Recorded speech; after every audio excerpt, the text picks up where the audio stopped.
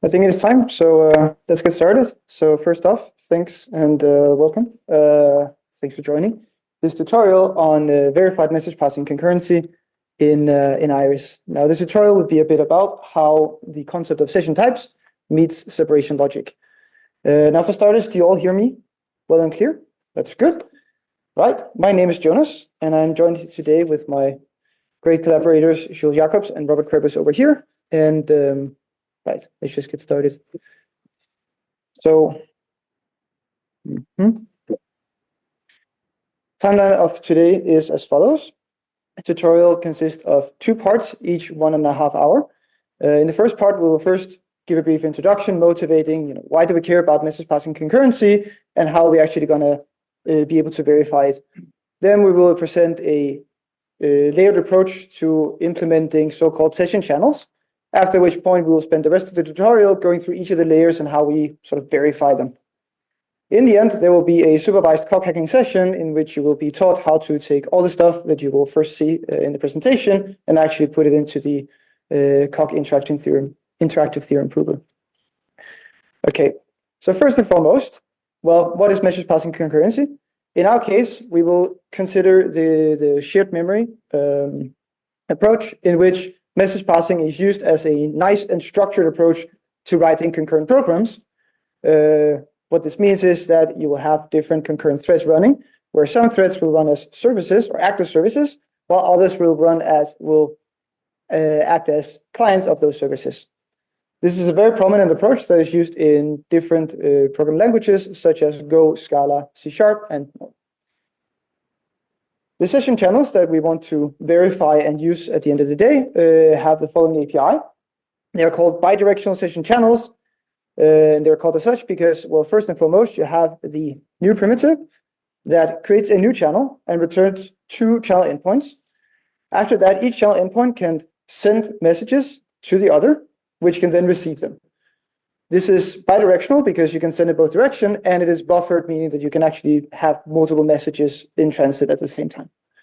To understand how this actually works, let me give this example program in which you first allocate a new channel. This returns the 2 channel endpoints.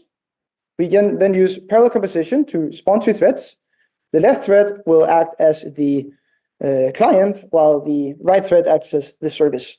The service in particular is a +2 service, if you will. It receives a value, x, adds 2 to it, and then sends it back over the channel.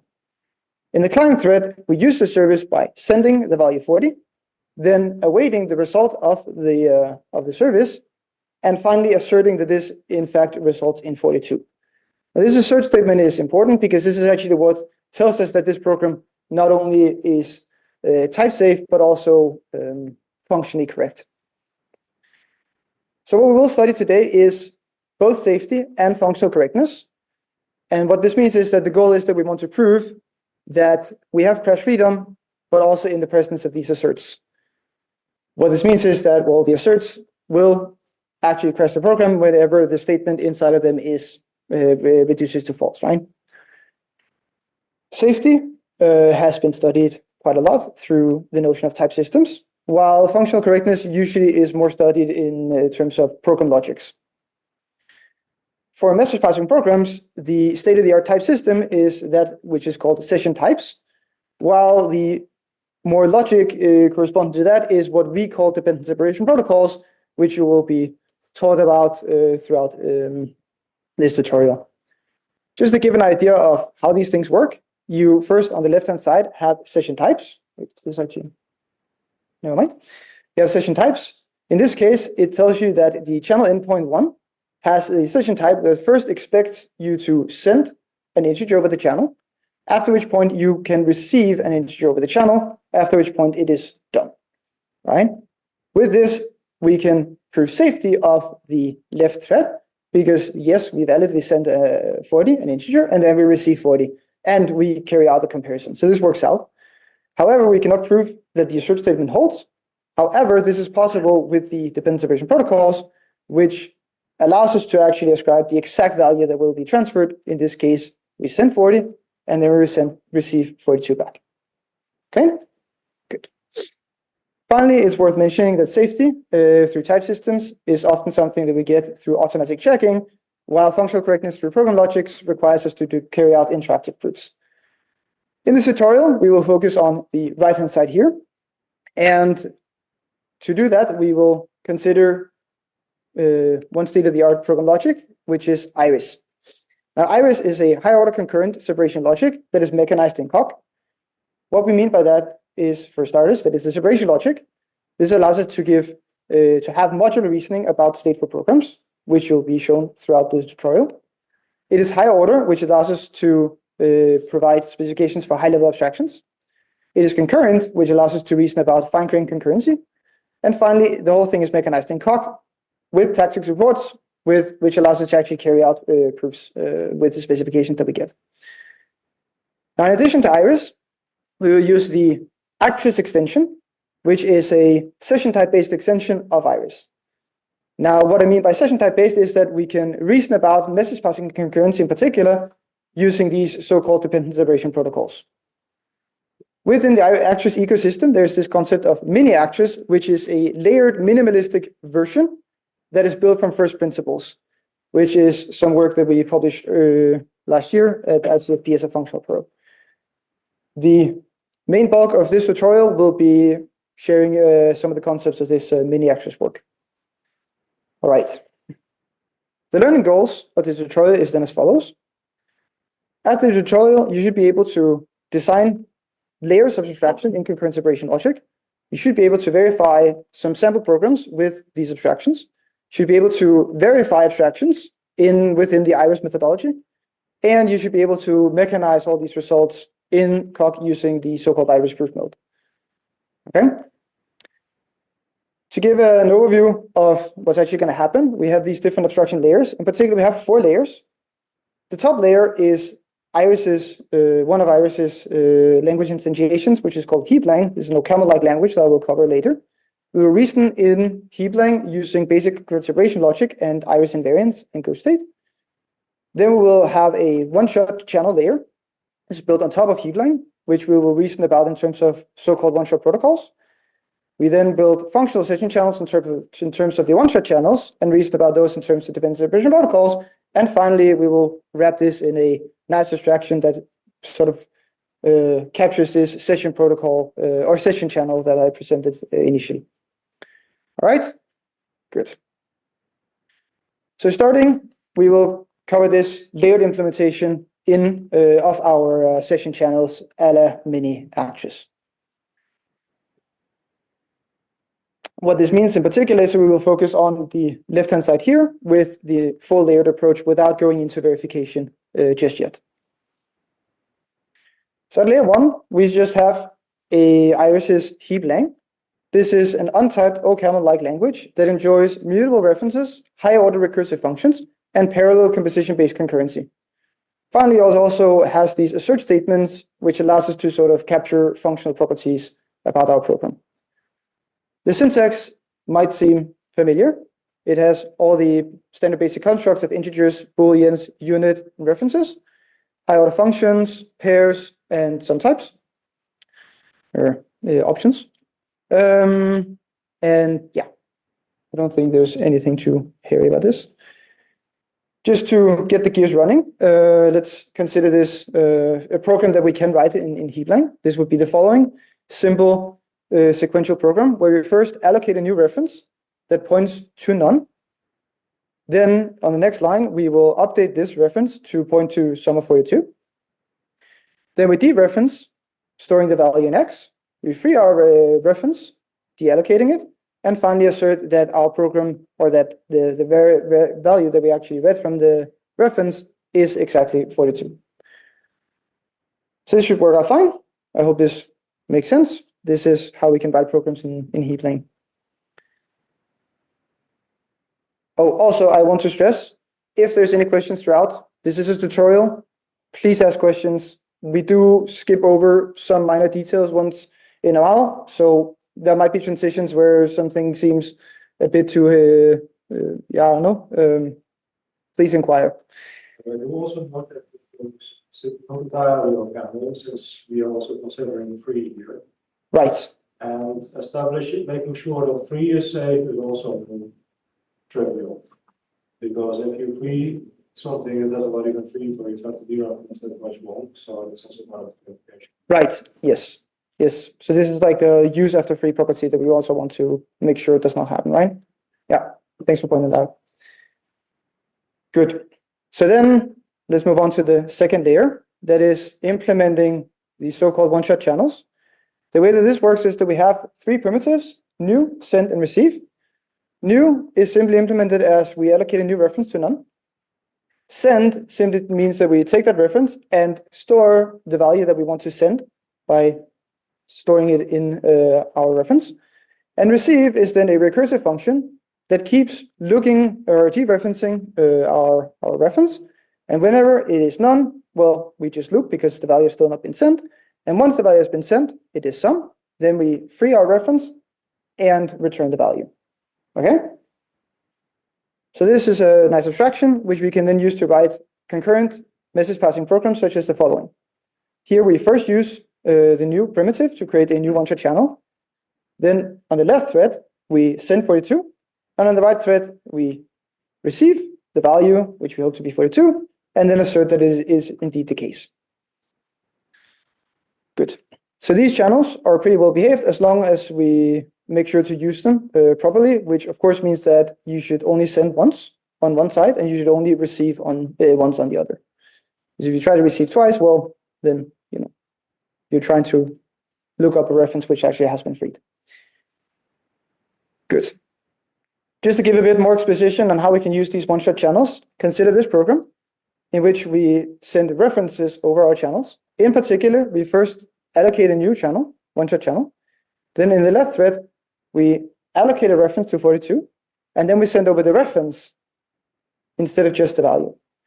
On the right-hand side, we receive the reference, we dereference it, free it, and then assert that what we actually got is 42.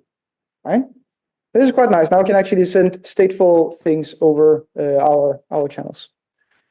And with this, we can do something go even further, because in fact, this channel abstraction is higher order, because since we can send references over channels, and since the one-shot channels are just references, this of course means that we can also send channels over channels. And now what this allows us to do is to actually build some kind of session where we also get responses. In particular, the way we do this is that we first allocate a new one-shot reference, or one-shot channel, sorry. Then on the left thread, we allocate a reference to 40. We then, before sending, allocate yet another one-shot channel, C prime. Then over original channel C, we send the reference and C prime, which then acts as sort of a continuation of the channel.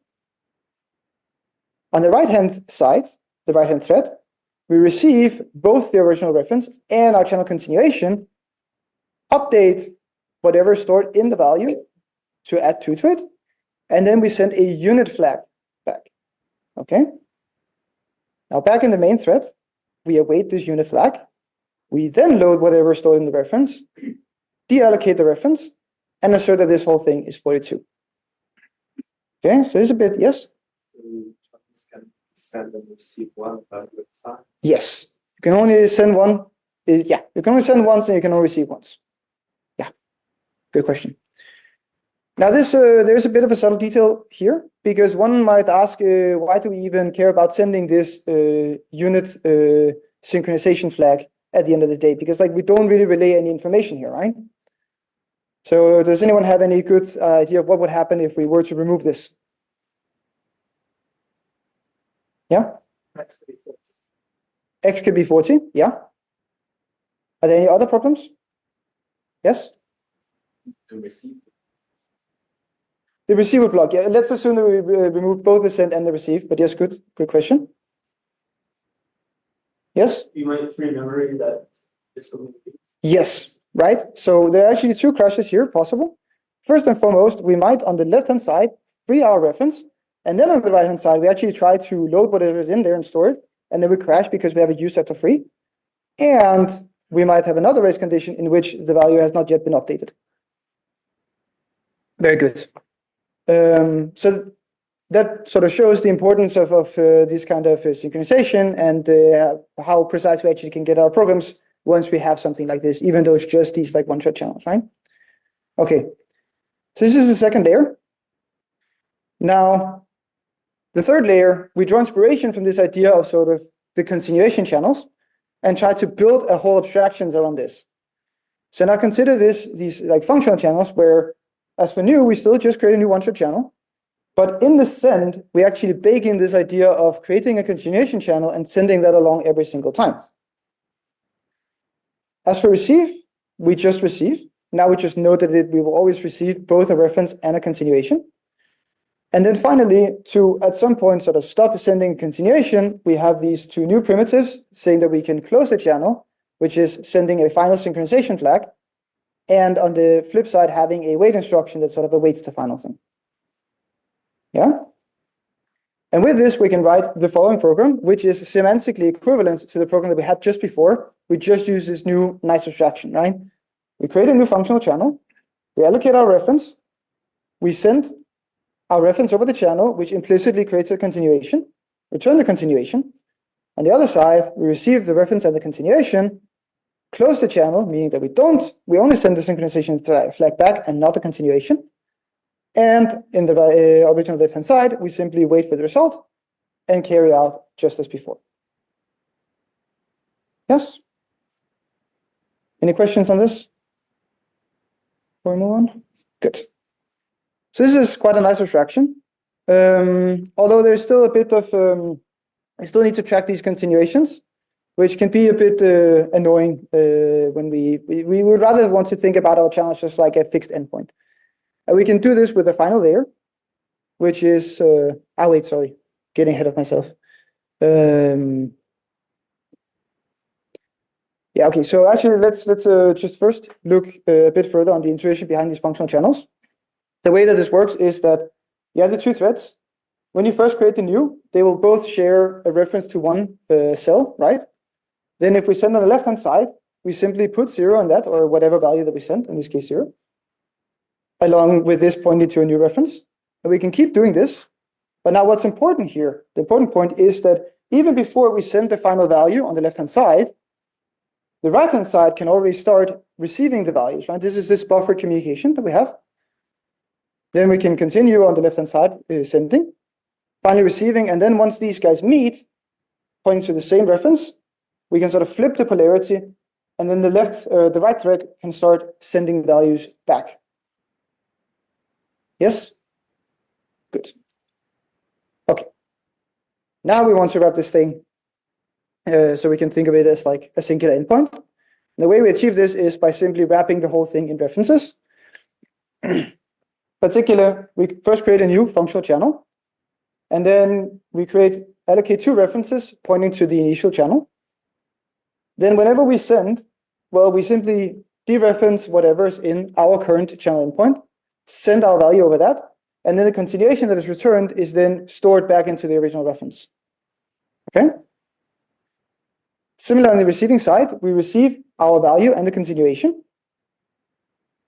and then we simply store the continuation in our reference.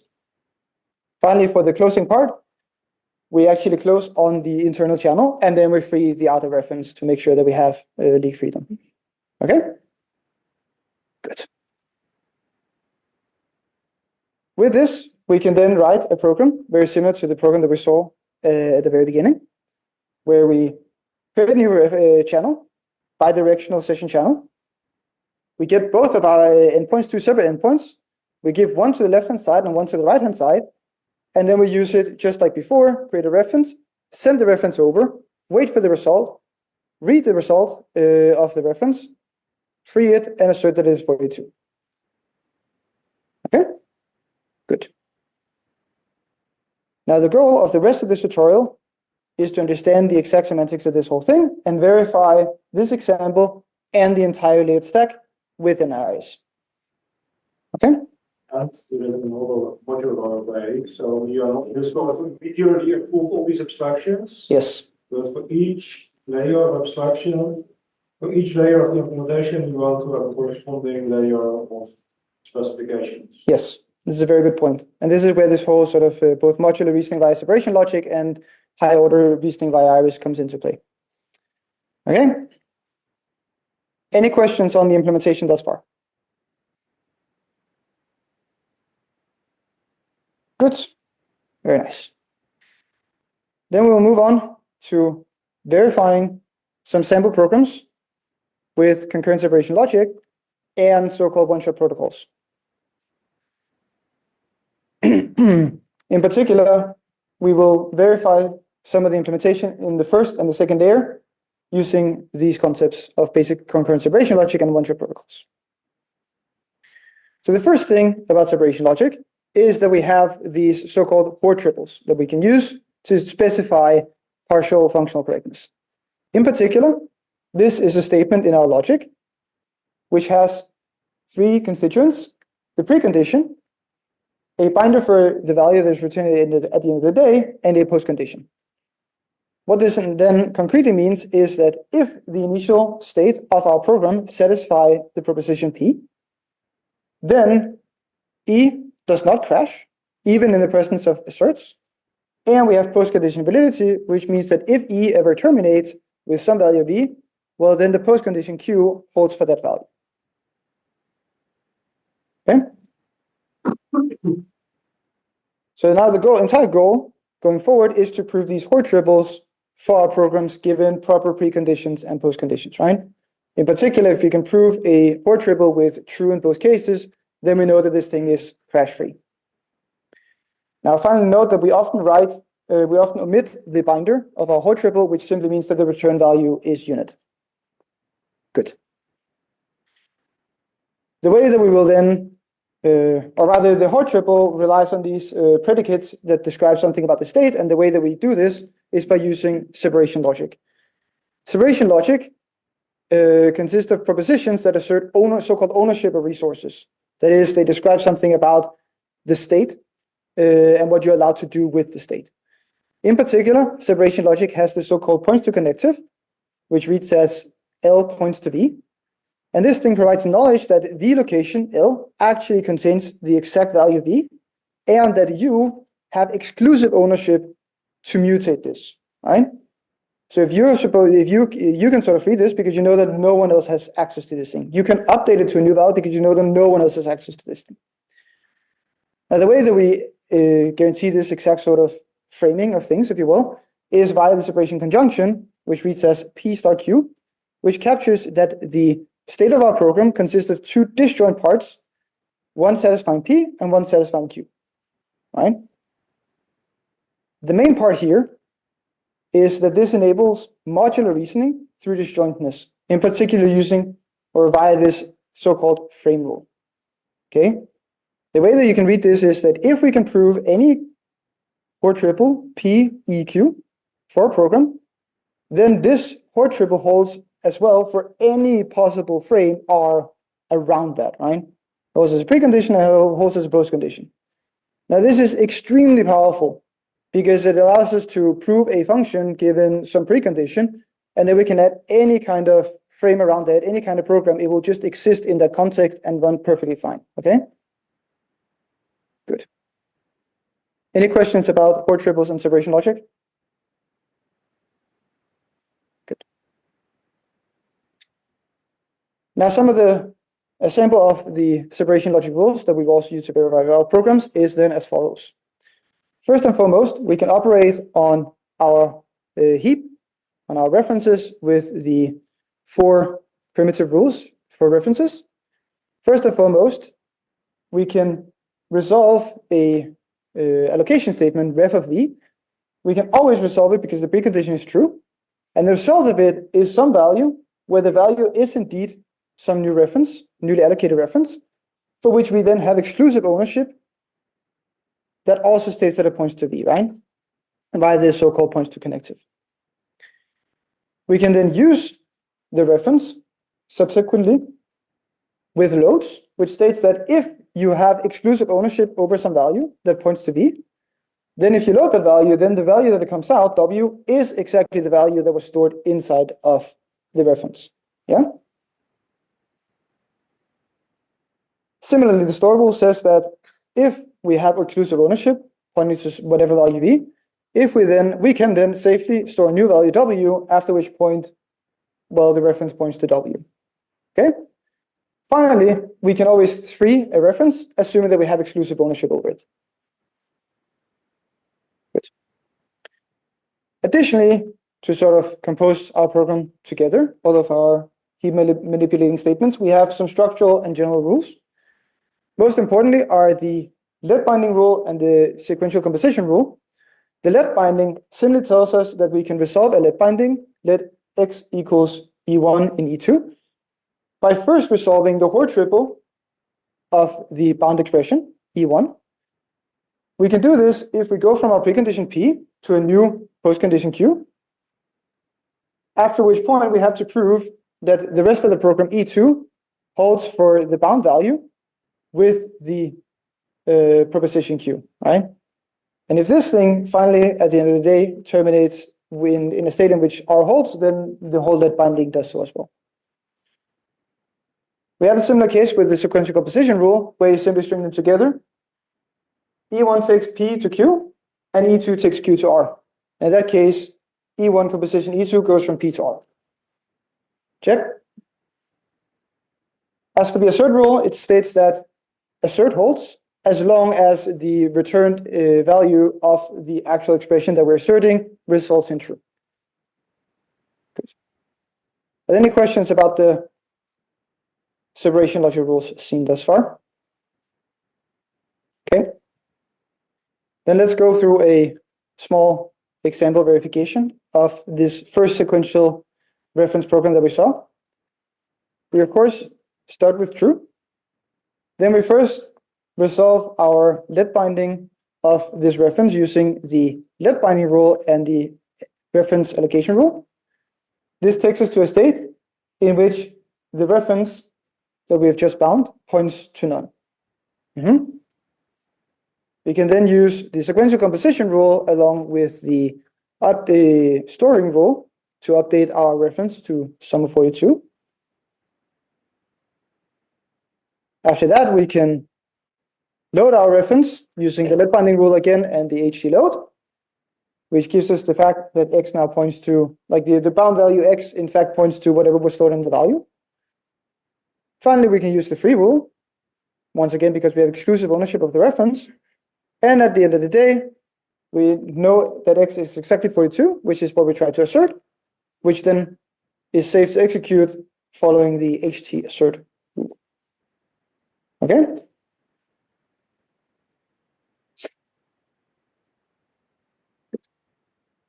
Yes? You said it's safe to you were relating that to crash. Is the crash for you when the assert is not? So what exactly? Yeah, so the semantics of assert is exactly that. If this statement does not result in true, then the whole program will crash. Yeah. So in this case, it's imperative that we can prove that this is not the case, right? Which is then logically captured by our assert rule, right? So now that there is a bunch of factors in this language, once the assert, you always use a complete. The other, since the language is a type, if you would do a pattern match and simply there is no function, and then you would crash. If you try to add unit to unit or so, it will crash. So all of these things, the rules already are set up in such a way to make sure they don't happen. This sequential program is very mechanical, purely mechanical. But is there a situation where you need something like the consequence? What? The consequence. Yes. Thanks for asking. So we left out the consequence rule for brevity's sake. The consequence rule effectively states that we can always sort of change our precondition if our precondition asserts some other precondition. We can sort of update that, and the same thing goes for the postcondition. So we can like change things around logically, right? To sort of derive more information from what we already know in our state. So it doesn't have to follow exactly syntactically. There is some logical freedom here. Yeah? You would need that if you want to prove correct the first program and you establish some variance, then you might include a consequence to weaken your precondition for the invariant. Yes, okay. Yeah. So before the first Yeah. There is yet another thing is once you go to concurrent programs in Iris actually have a stronger consequence rule than ordinary separation logic. And the consequence rule also allows you to do something to the both states. And that really requires the endurancy of the verifier to follow words. Yeah. That is very known again. Yeah, we will actually see exactly that later. Yeah. Yeah. Okay. Yeah, thanks for asking. Good question. Any other questions? Regarding verification of reference programs? All right. Okay, so this is a bit of verification on the first layer. Now what we will do is go to the second layer. And for starters, we will assume that the following, that the specifications that we have for our one-shot channels will hold. And then in the second part, we actually verify that this is the case. So here, for one-shot channels, we will introduce a new ownership, which is very much similar to the reference points to predicate. This thing we call the channel ownership, and it essentially captures the logical fact that we have exclusive permission to use the channel C according to some protocol P. Okay? Now note again, this is not exclusive ownership, but exclusive permission to use it because, well, two people can actually operate on the same channel endpoint at the same time. The protocols in question here have the following form. They tell that the permission either states that you are allowed to send or you're allowed to receive. And particularly, you're allowed to send a value that satisfies some predicate phi. Similarly, you're allowed to receive something that upholds exactly that predicate. Now in these protocols, which is a concept borrowed from session types, we have this concept of duality, which states that the dual of a send is simply the receiving part and vice versa for the receiver. Now the specifications for our one-shot channels will then be the following. We can always allocate a new one-shot channel given the true precondition. In the postcondition, we capture that the value is in fact a newly allocated channel, and we get two separate permissions, one for some given protocol, which again is either send or receive, and one for the dual, which is then send, receive, or send. Note that we can pick any propositions here or any predicate for the protocol, because this is something we sort of agree upon at the beginning of the day, right? In fact, you would be able to say that the value had to uphold false, which would then just be a bad choice of a protocol, right? Because you will never be able to actually send that.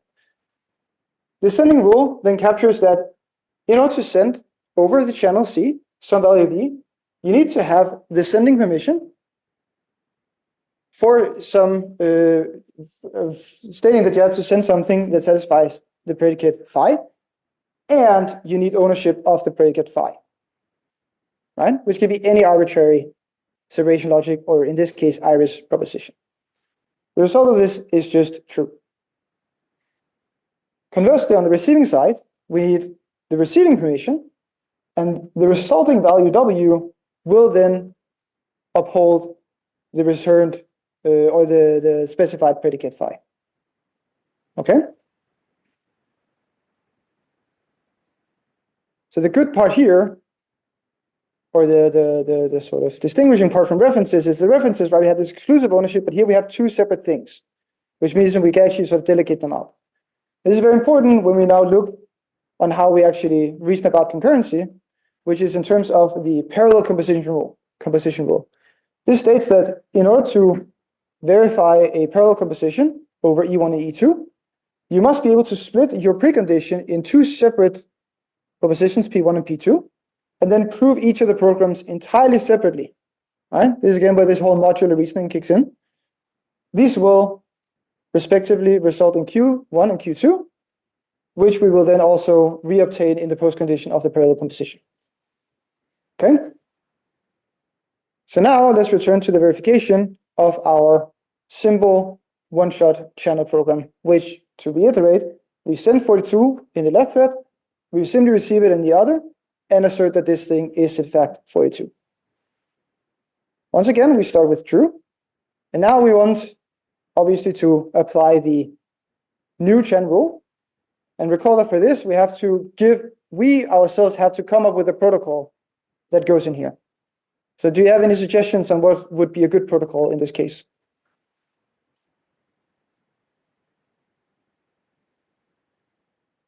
what proposition would what do we need to know about the value that we exchange here in order to prove the assert statement at the end of the day? This is quite trivial, so there's no trick questions. Yes? Yeah. Equal to 42. Yes, thank you. So we have the protocol. We just send that the value is equal to 42. Very straightforward, very good. We then get two separate ownerships. Again, one for send, one for receive. We use the parallel composition rule to split these out into their own separate threads. Then, In general, this could be a separation, but yes, exactly. And we will see this in just a moment. Exactly. So this is where we start very trivial. But yes, thank you. Good question. We start on the left-hand side. Our protocol immediately tells us that we have to send.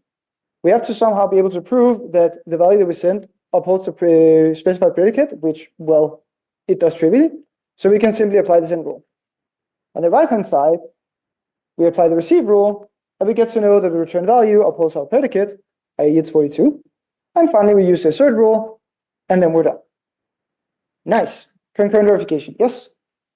When you create a new protocol, you got during the proof process, are you able to say, when you create a channel, sorry, are you able to say that there is an instantiated protocol, and when you go into one of the parallel execution, you discover that the protocol you needed at the beginning was actually V equals 42? You will be able to do something like that, but generally unification of these kind of propositions tends to be a bit tricky. But yes, it would be possible. Also, of course, in this case, the example is so simple that unification would be able to do it. But it's often the case that you want to verify programs where there is some form of diversion, and then you can very much forget about anything like that. Yeah. Yes? what happens if you don't send any email to them? Can you prove that you get stuck on the You cannot prove that it gets stuck. So the thing is that this is a logic for partial functional correctness, right? So programs that diverge, they are safe, which means that a perfectly fine program, according to the logic, is just to receive immediately, in which case you get stuck. Maybe slightly different. So if you were to do something, let's say, like you create a new channel, in one thread you never send anything, you never want to send anything, and although you do a receive and afterwards do a assert false, the program would be totally fine. What protocol would you pick for that? Yeah, False, exactly, because the default condition of the program will be false, so you can never get there. So hence you can justify the assert false.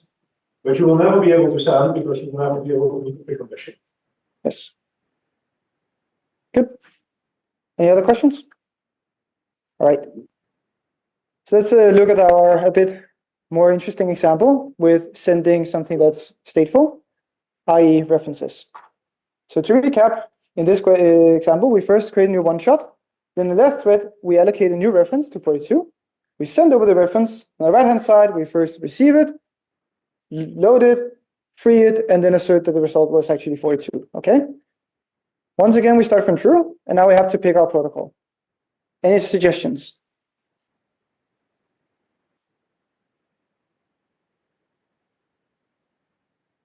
Yeah? Send the ownership points to 42. Yes, exactly. So we pick the following protocol. We once again look from the left-hand side, so it's a sending protocol. And we state exactly that there exists some location such that the value that we're actually sending is a location, and that we have ownership of the location, and that location points to 42. Yes? Very good. We can once again obtain these two protocols separately, split them out with the parallel composition rule. On the left-hand side, we first obtain this exclusive reference. Then, using the send rule, we send the reference over. And then on the right-hand side, on the receiving, when we receive, we actually obtain ownership of this new reference, even though it was not even in scope when we sort of branched out. And then we can dereference it with the load rule, free it with the freeing rule because we had exclusive ownership. And finally, we know that x is equal to 42, so that our assert statement holds. And then we're done. Cool? Very good. Moving on to the final and more daring example of the channel continuations. Once again, We start with true. Now, based on the fact that the font has sort of shrinked a bit, you might see that this is a bit more specific. So the protocol is also a bit more, but do you have any ideas of what such a protocol in this case could look like? Let's once again recap the program. The first, we allocate one shot. On the left-hand side, we create a new reference. We allocate yet another one shot. We send over the location along with the new one shot. On the left-hand side, we await for the synchronization flag, load and dereference our reference, and assert that it's 42. On the other side, we get our continuation, we update our reference, and finally send over the synchronization flag on the continuation. So if we just think about the outer one-shot channel, what would the protocol for this guy be? Yes? We need an L points to 40 in there. Yes, very good. Do we need anything else? And send of C prime. Exactly. Yes, yes. We need a reference ownership, and we need some channel permission that states send of for the C prime, right? Now that thing also needs a protocol. So what would the protocol for the continuation channel have to be?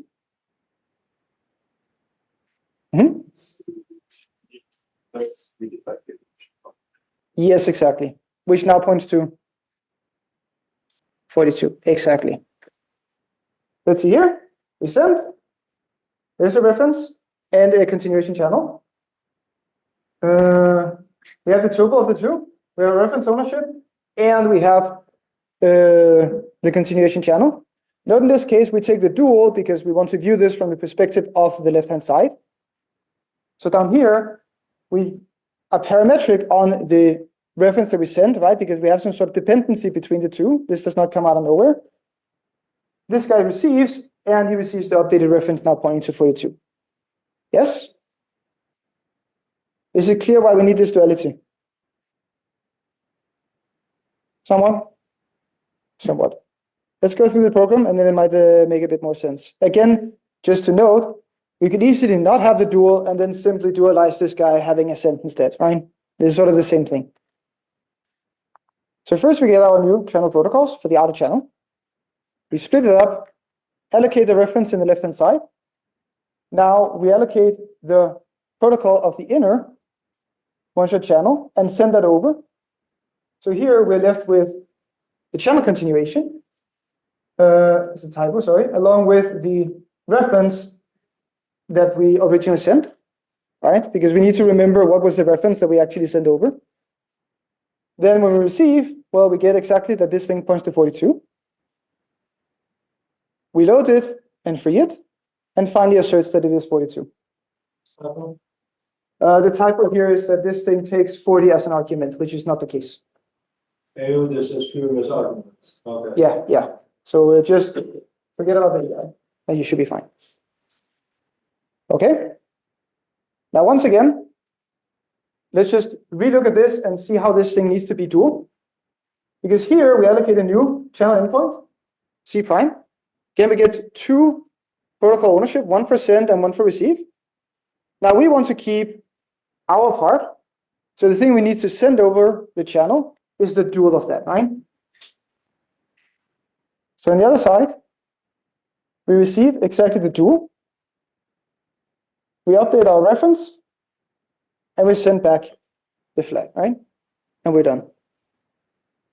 Now this is very nice. And note here that how we didn't even have to sort of think about this thing, that like what happens if we remove this guy, right? Because if we remove this synchronization here, what would happen? Why would the verification of this program sort of break down? Any ideas?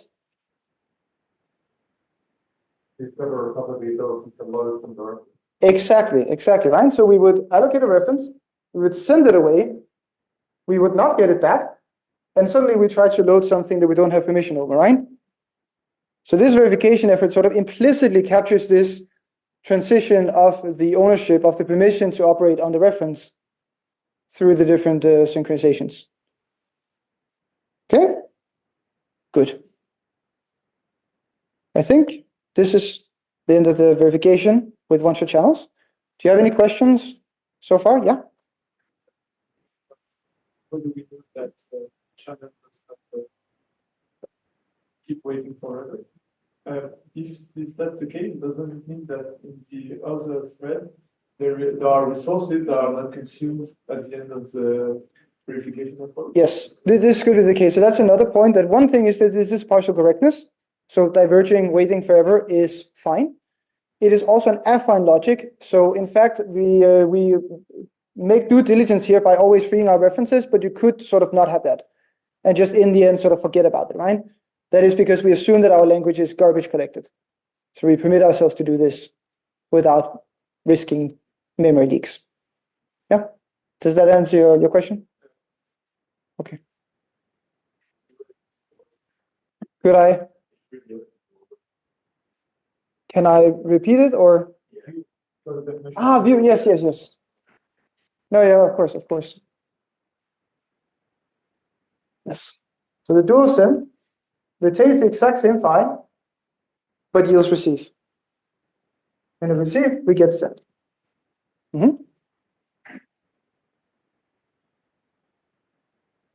Yeah. So for example, you have given trivially tolerant.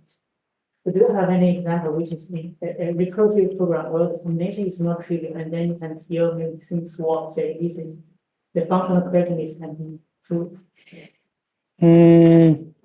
So again, in this case we don't necessarily care about termination. I will, however, say that if you recall the implementation of our channels from the first part, the later implementation, that underneath the hood, the receive is in fact a recursive program that keeps sort of spinning as long as a value gets in there, right? Yeah. So in this case, here, assuming that you have a malicious scheduler that always schedules the right-hand side, then this program would in fact not terminate. But in our case, what we verify is that, well, we have partial correctness, right? So for any scheduling in which it does eventually receive, that also needs to be correct. Yeah. Yes. So additionally, it's also possible to write recursive functions in the user code. You could, for example, keep making these configuration channels indefinitely and send a stream of values like that. Yes. So partial correctness is what the built-in feature. Yes. The code allows to write tricky many programs, and for some programs it might be a duplicate property. Yeah. Also, as a shameless advertisement in this Yes. Iris world, doing things more than safety is kind of an ongoing research effort. And at POPL there will be 2 talks, both by the speaker and that have to do with verifying double freedom of liveness using Iris. Yes. Yes. Exactly.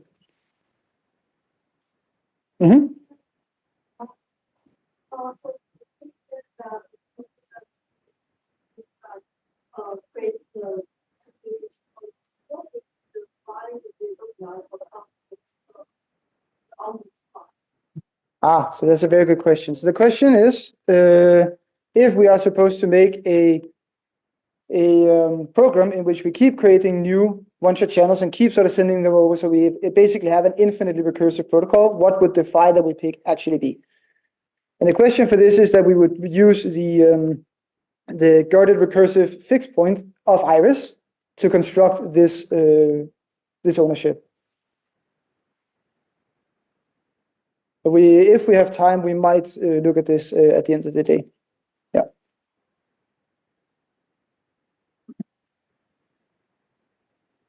Yes. Good question. Thanks. Okay. I think then the idea is to have a short 10-minute break. You can just consume all of this. If you want to have any other questions, please come around, talk to me or any of my collaborators, and then we'll see each other here at 3 in 10 minutes. Okay? Thanks.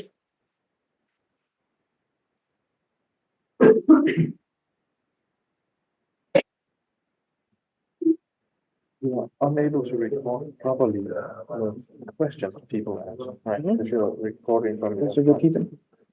Yeah, will you repeat the questions? I can translate them. Thanks.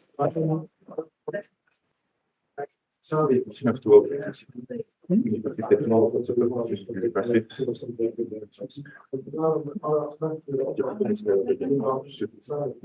Well, okay, yes. If based on her question, sort of inline, you need something to sort of guarantee that the duality is. En then ik still have a locatie. No, because this is just an Iris predicate on values, right? It knows nothing about it potentially sending channels.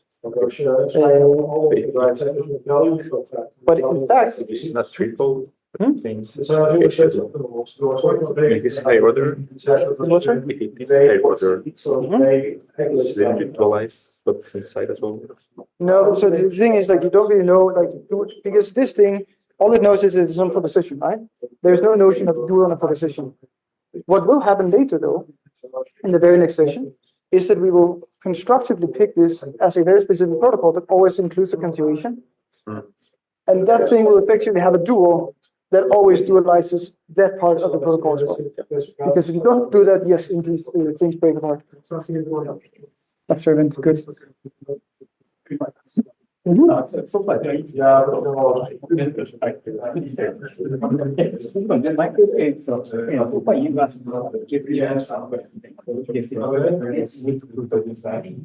I think in general it is quite different with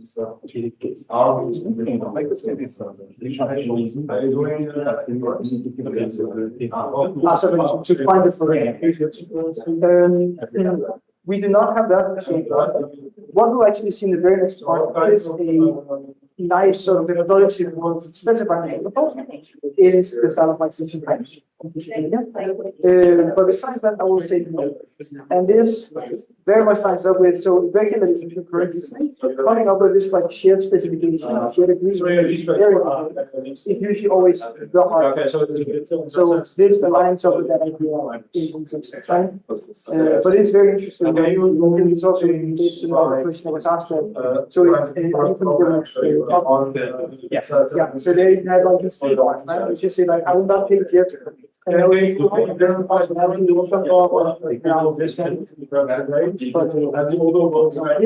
about that.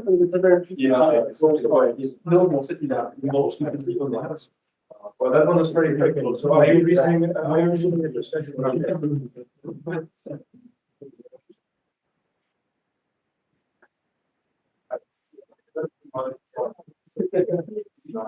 Yeah, so because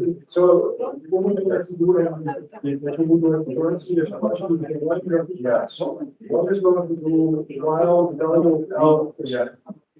Zero one is going to set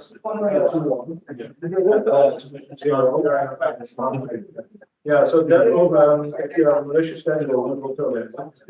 So that then will be also information to use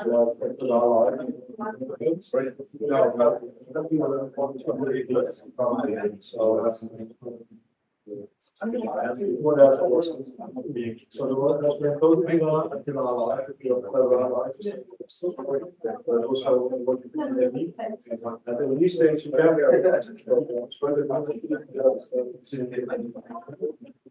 sorry?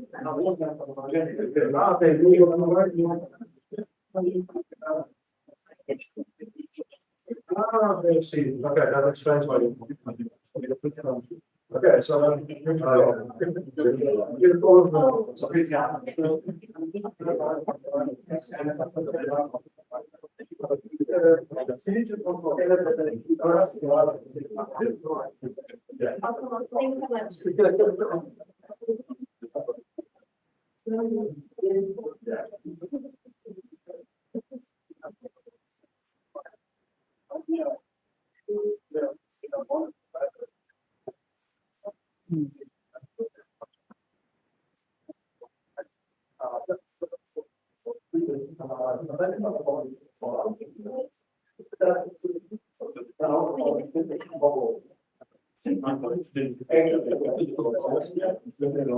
think you mean yes.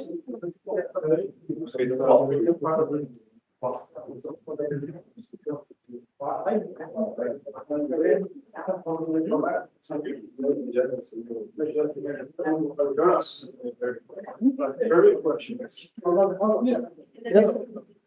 I'm very interested in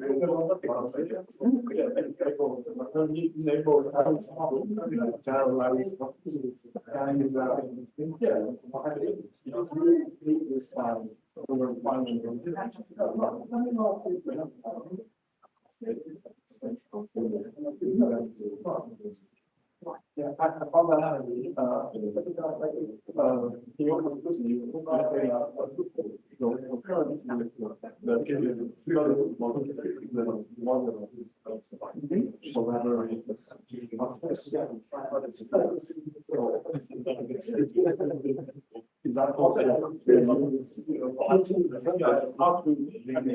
need to provide an order for this whole. It's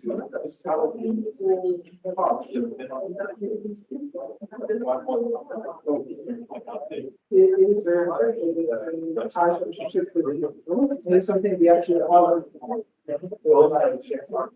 I'm not the inside. Essentially, the idea is that we have models for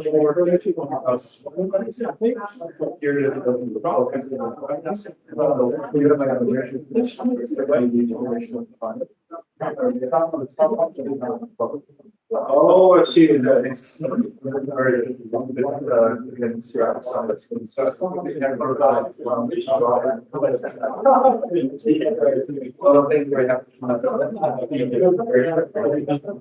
well, you could do this almost no. So the thing that was quite tricky about the problem of the city. Was that in the end, people get the accuracy, so the accessibility before was pretty poor, so that define that thing also kind of thoroughly. And there is some more bullshit with the planners modality. Right. Yeah, so that was actually also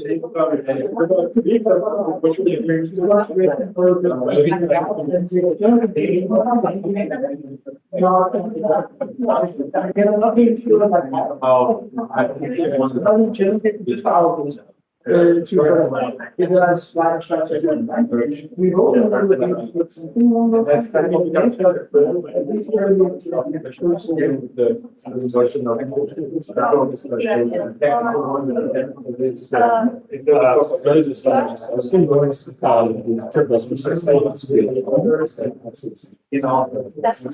So actually, the thing is going to be treated as exercise, but in the final part of part 2, we will actually show how these are proven directly in Iris. So because before you saw the definition of the implementation, so we will actually prove them. So we only take it to this.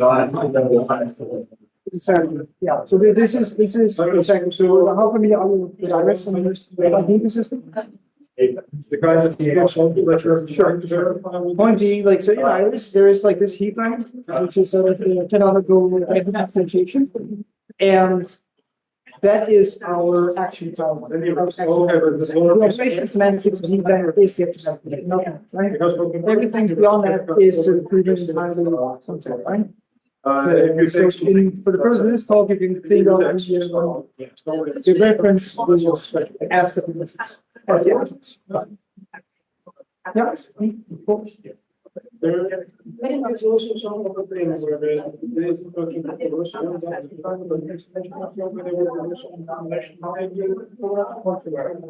think Rob mentioned that at some point, so might also be more. I think it's probably the show that will make your thing last or so. But we can do this.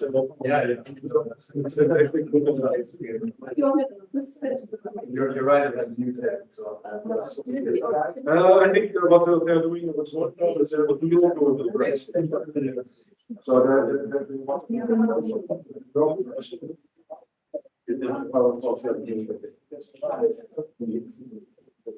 I think there is some kind of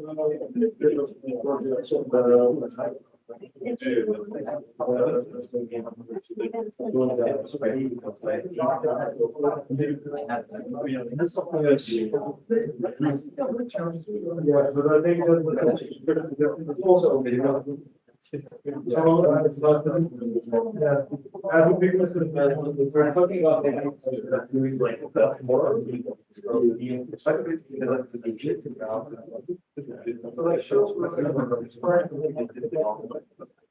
You mean,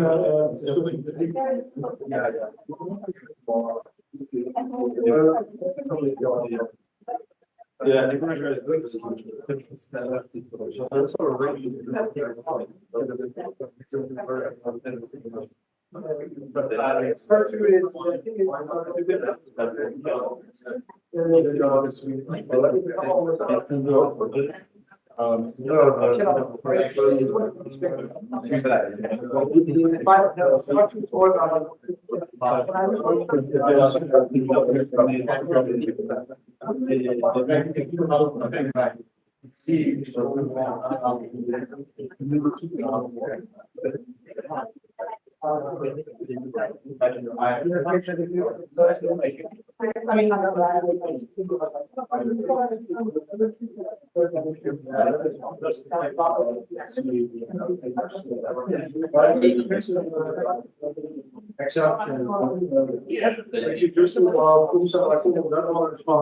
Yeah, right. But if you're also doing V equals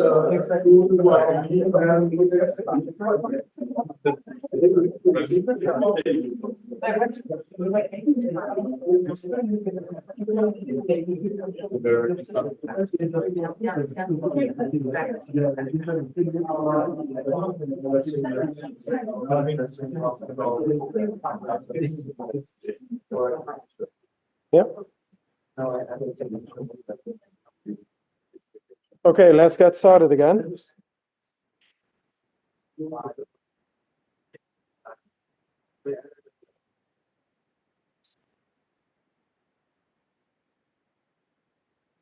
Okay, we have now seen how to specify and verify programs with one-shot channels. So now we are going to the next layer and look at these multi-shot channels that we built on the one-shot channels. And for that, we do something called dependent separation protocols. And then in the next session, after the 30-minute break, we will explain how the one-shot channels are verified in terms of heap-lang primitive memory operations. Okay. Well, let's first remind ourselves what these functional session channels do. So basically, all the operations, they delegate directly to the one-shot channels except the send, which allocates this continuation for us. And here is a previous example program, but now written in terms of these channels. So the only thing we did, we removed this explicit continuation allocation and we used our new send operation. So the question now is, how do we come up with specifications for these operations? For the one-shot channels, it was rather simple. We just have this Boolean flag saying we are sending or receiving, and we have this predicate over the message that is sent. But here we want to have some kind of protocol that allows us to do multiple steps. To figure that out, let's look at the example that we did before and look at the one with the continuation channel. So we had this protocol here, and we are going to stepwise generalize this to somehow the most general protocol we can choose for send. So first, let's rename this. And then let's look at the components here. So the first thing we have is we have this existential. And this binds over a mathematical value. So in Coq, this would be a Coq value, a pure Coq value. So it's not a value in the language heap-lang, but a value in the meta logic. Secondly, we have this heap assertion, L points to 40. And thirdly, we have the continuation protocol. So the first thing we do is we just generalize that to have any protocol. Then the next thing we do is we generalize these heap resources to another predicate. And then we also generalize the heap-lang value that we send. So let's look at that again. So here we send a location always, but we can generalize that to send any value, which is then a function of the mathematical values that we send on the Coq level. And as a final step, we just generalize this from L being a location to any cork type tau. Does this make sense? So in general, so the most general form of protocol that we can come up with for send is we choose a cork type tau that we are going to somehow logically send over the channel. Then we choose this function v that turns this into an actual heap length value, a predicate big P that tells us the separation logic resources that we send with this invocation. And lastly, we have a protocol for the continuation, which is also a function of this tau. And to make this easier, we use this shorthand notation.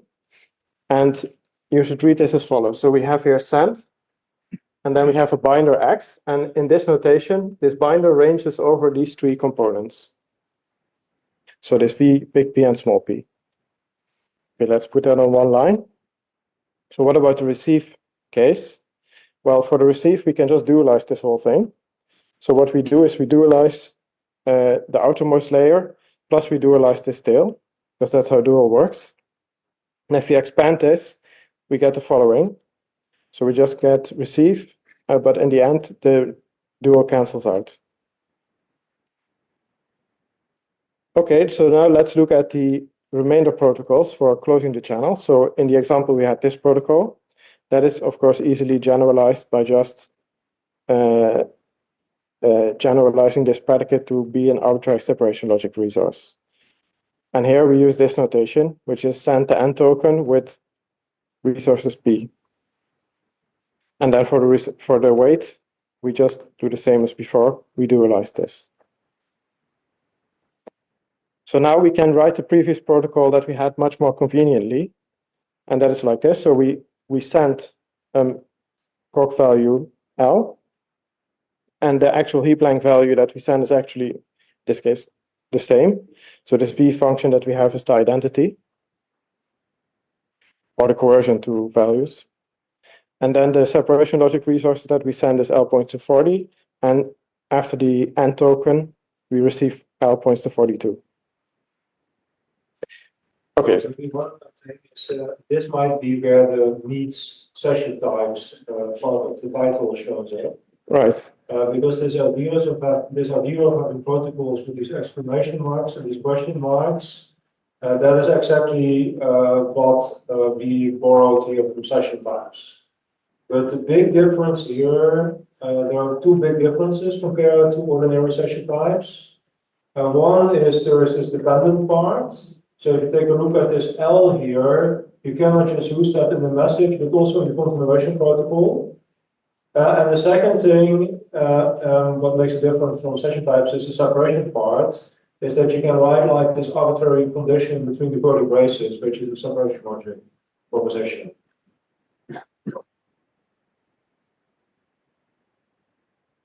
Yeah, so is there any questions about how to read this notation? Okay, so now let's look at the specifications that we can have with this new notation. So new is the same as before. We just get a channel endpoint back, and we get two dual ownership assertions. So for send, we need to have a channel ownership with this send assertion. Plus, we need to have this predicate P for the value that we actually want to send. And then in the code for send, we insist that the value that we send is of the form V of T. And in the post condition, we learn that so in the post condition, we get the continuation channel back, and we get a channel assertion for the tail. So for receive, we have the receive precondition, and as a return value, we get a pair. So this W will be a pair, which is asserted below the existential. And the first component of that will be the value, and the second component the continuation channel. We also get these resources P, which were provided by the sender, plus we get the assertion for the continuation again. So close and wait are very simple. So close just needs to have this resources P and returns nothing, and wait gets the resources P back. Yeah? your notation, I'm just a bit surprised to see that we have X in the notation, although it's bound by the extension later, right? So why do we have the X there? It's just a notation product. Oh. Well, this is because in this protocol notation, this X ranges over the rest of the protocol, right? So that's X is what. a binder in the protocol. So X is not a parameter of the protocol, but it's a binder. So in the V, the big V and small v in the protocol, you can use the X. Right, but isn't it because it's bound in the existential? Yes. Right. Okay, so it's just redundant to have it. The name we define. Like we So as your suggestion. Just after the exclamation mark. So is your suggestion to just remove this existential? No, not the existential, but the part just after the exclamation point and the question mark. Just X column total. Yeah. The question is why is there X there? Not just the total. I see. I see what you mean. Justification. So the reason is that, so you are saying this V is a function, this B is a function, and this is a function. But the way the notation actually works is that these are open terms. Oh. So you don't write a lambda here, but you can directly mention this X. Yeah. Okay. Does that clarify the point? Yeah. And so you could do the version where you write lambdas here. The reason that we have one is that it's a little bit more convenient because now you only have to write the binder once instead of 3 times. Okay. So Yep. the application for the receive triple is, like, I mean, we could also imagine the version where because X is free in B, we actually just have W is equal to BC. Or... Yeah, that's right. Yeah. We just wrote here, we wrote it here as a function just to clarify what is a function of what. But you could imagine having angle brackets there, which, yeah. Any more questions?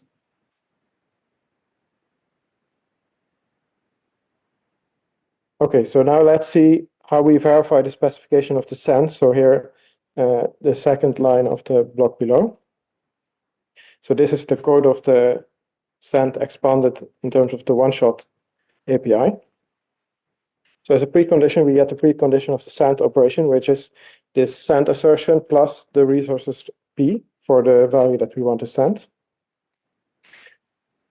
And if you recall, this notation just means thing below. So what we're going to do is use this protocol for the one-shot channel as well. And then what happens is we get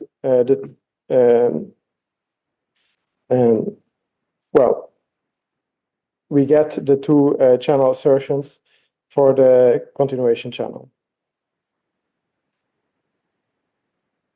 And then using the one-shot send spec, we send this pair. So we lose these continuation channel assertions, we lose the big P of T, but we retain the, so we lose one of the continuation channels, but we retain the continuation channel that we need. And then at the end of the day, we return this continuation channel, which gives us this post condition. Okay, so now let's go back to this code example that we had before and see what the verification looks like using this a little bit higher level API. So we start with true again. We choose this protocol that we've seen before. So we allocate the channel using this protocol, which gives us the 2 dual assertions. They each go to their respective threads. Then on the left, we allocate this reference, which gives us this additional resource. We use the send rule to take a step in this session protocol, which now is a little bit easier to see than before because we just remove this prefix and we are left with the next step. Then we do the wait, which gives us the resources in this question mark end. We load the reference and free it and assert that it's 42. So on the other side, we do this receive, which gives us these resources P plus the continuation. We increment the location by 2, and we close, which means we need to give up this L points to 42, and we lose this channel assertion. And then we are done. Any questions on this?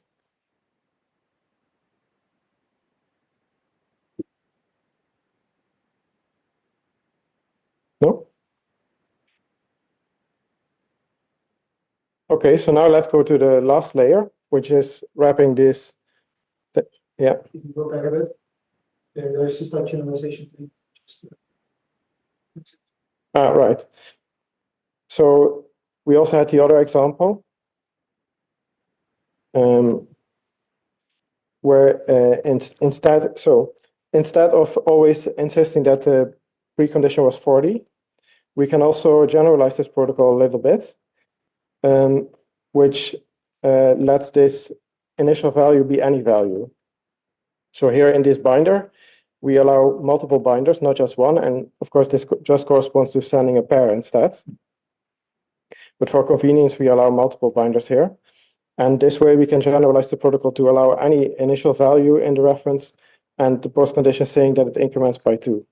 And of course, this verification will just work the same.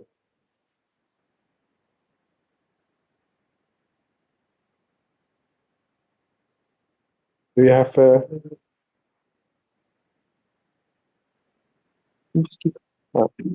Okay, so now let's look at this final layer where we wrap this stuff in a reference. So here's the implementation again. So new allocates one of these functional channels, allocates 2 references for it, and returns these 2. Send does the operation and stores the continuation channel back in the same reference. Receive does the same thing, but returns the message. And close and wait, do the close and wait inside the reference, and then free the reference itself.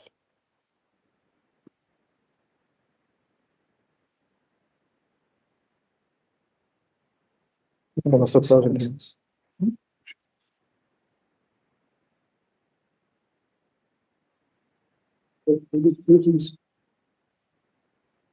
Yeah, that works. Okay, and because this is a different thing, we need a new type of channel ownership for this. Note that for the previous version, we didn't need that because these functional channels were literally one-shot channels. But here we have wrapped these things in a reference, so we need a new channel ownership assertion here. And what that says is just that there exists some one-shot channel that is stored in the reference with the right protocol. And now we see the real Actris specifications, which are very similar to the previous specification that we saw. The only thing is that we don't have these return values anymore. We just update the channel assertion for the same channel each time.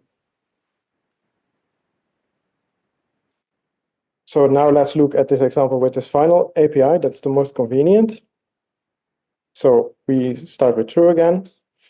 We use the same protocol as before.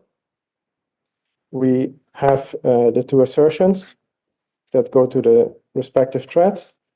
We allocate the reference. We send it. And as you see here, these channel assertions now keep talking about C1 until the end. We wait. We have the L points to 42. We look it up. We free it. And we assert. On the other side, the same thing happens. This assertion just keeps talking about C2. And we can follow the same verification as before. And then we are done. Yeah. Just because I was wondering about something you said about the generalization. You said that it's equivalent to sending a pair of values in the message. But here you're still only sending just the notation. Is this a simplification that you made in this example, or is there some technical reason that because the values depend on the notation permission, then everything is okay? Like, I think it's just a typo in the slide. what was the question again? So, No. Yeah, you could do both here as well. It doesn't really matter. So what happens here is that so if you look at the send specification, so when we do the send, we can choose this instantiation of the quantifiers at this point, right? So at this point we can instantiate the protocol with 40 and go ahead either way. Or we could have baked this 40 into the protocol, which would be fine in this case. But imagine that this initial number was read from user input instead, then we would need a more general protocol. But this modifier really lives sort of outside of this protocol, because it's not bound at the point where you do the send. At the point of when you do the send, you instantiate the quantifier.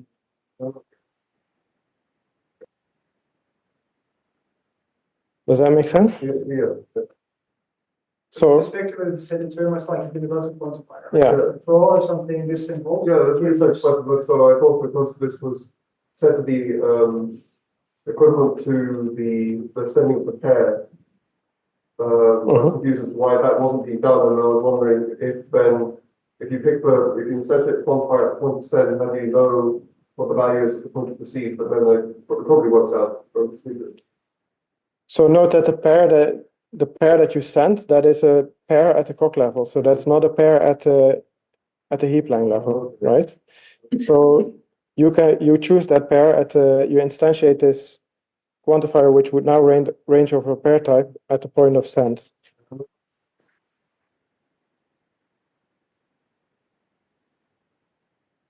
But we can still think about it as if we send the logical value, which is a pair at the coq level. But in the operational semantics, there is no such pair.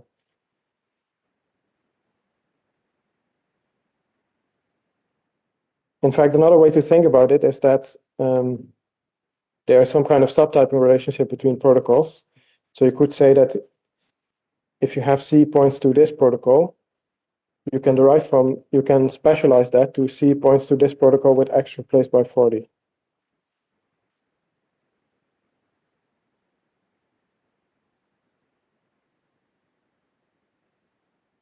Are there any other questions at this point?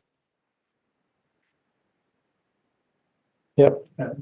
This is it points to 42. Yes, it points to 42. Sorry, this one here. So and this one is eliminated, right? So by free error. So that's right. I cannot. So my question is this part. Okay. How this part is eliminated? Because so the reason this is eliminated is because we send this ownership into the close. So this L points to X plus 2. This gets put in here and it comes out here. So this is not freed here. It is just transferred back to the other thread. Does that make sense? Yeah. So if you go back to the specification for close, so that is exactly this P. Okay. I see. Thank you. I think it's also good to point this out again if you go forward again. So it's a sort of see here because This is the wrong version. the one with the X, right?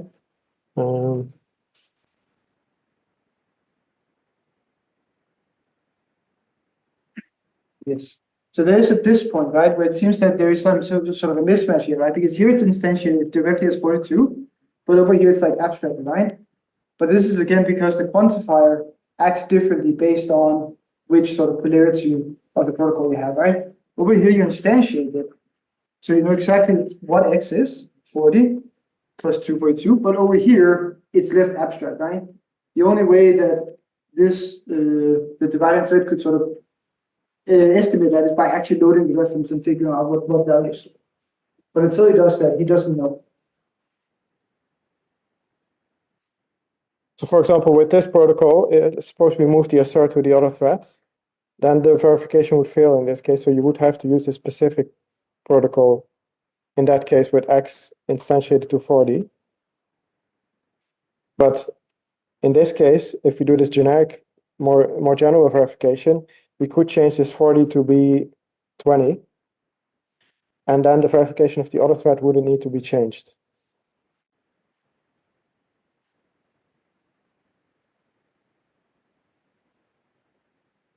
Any other questions? Yep. Question. So here can we allow more some kind of non-determinism instead of everything functional? I have say two senders, two receivers, and then although the whole thing can happen sequentially, but can we write a program? Well, you are allowed to write down a program, but you will not be able to verify such a program, because if we think about how these channels are implemented, so they are implemented using one-shot channels, right? So if you had two senders on the same channel, that wouldn't work, because one of the senders would be first, and that guy would have already deallocated the reference. So a program with two senders on the same channel would never be safe. But if they use different channel names, that's okay. That's okay, yeah. That's okay, that's fine. Yeah. Yeah, true. In the examples that we have, we always have only one channel active, but you can have as many channels as you want.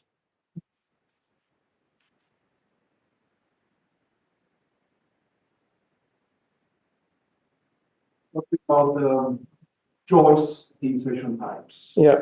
Can you capture the usual form of choice you get insertion types by way of specification? I think so. I was wondering how we can do that, but maybe it's already the work of Kobayashi and Robbert, I don't know. But, I think it's a little bit different here. So here you can really capture that, because what you could do is you could send a Boolean, and then it's just that. Exactly, and then in the protocol you just have an if saying if the Boolean is true, you do this protocol, if the Boolean is false, do the other protocol. That's where you can encode choice. It's a painful representation of the user knowledge. Yeah. What allows this in particular is because these things are dependent, right? Because then what you send in the first message, the Boolean, then changes how the rest of the protocol. And if the choice is like the adding to the choice is bigger, you just And similarly, actually, this is also interesting. Like it is similar to this, where on one side you have the concrete for you, like you select instantiation, and the other side you have to abstract. In the same sense, assume it's a Boolean. On one side, you make the choice, and now you know what the rest of the protocol is. But on the other side, the server, they have to abstract over the choice, so they have to actually satisfy all possible branches in this case, right? Boolean is a specific kind of additive. But given that the software protocol is a function of the bound value, does it mean that you can actually switch subsequent protocol off the value itself, like without having to sort of explicitly do a choice step? You can just say if the value is this or that, then I can also change what the protocol is. Yeah, that's right. So you could, you could incorporate this choice in another message that you were sending anyway. You don't need to send an additional message to make the choice. You can, if you're already sending a message anyway, you can use that to make the choice. What you cannot do is not send anything at all and make a choice. Because in this case, you could, for instance, have like if x is equal to, or if x is greater than something, do this. If it's less than, do something else, right?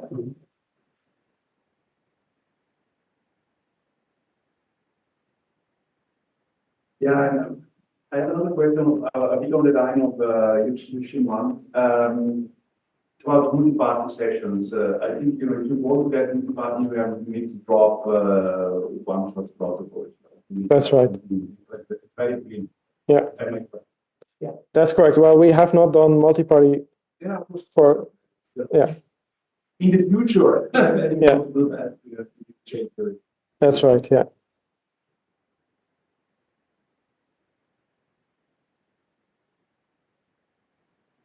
Would be interesting though if you can decompose multi-party into simpler things, because multi-party is very complex. Yeah, and this idea of projection, right? Maybe like capturing the projection within the logic would be nice. Yeah, so another difficulty there is that it is not at all clear how to do global types with these binders. So it's, yeah, that's not very clear.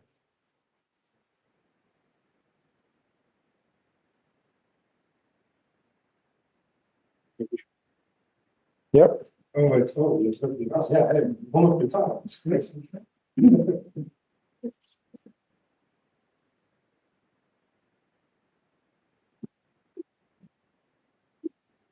Yeah, there's anyone on Zoom?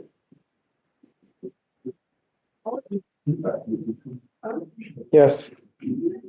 Oh, okay. And this is not the AV chair? No.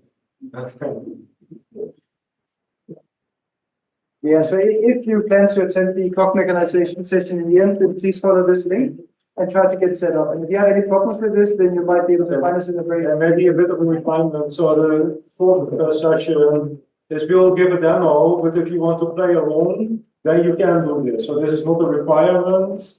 This is just something you could do if you want to have your own experiments instead of us seeing doing it. Oh.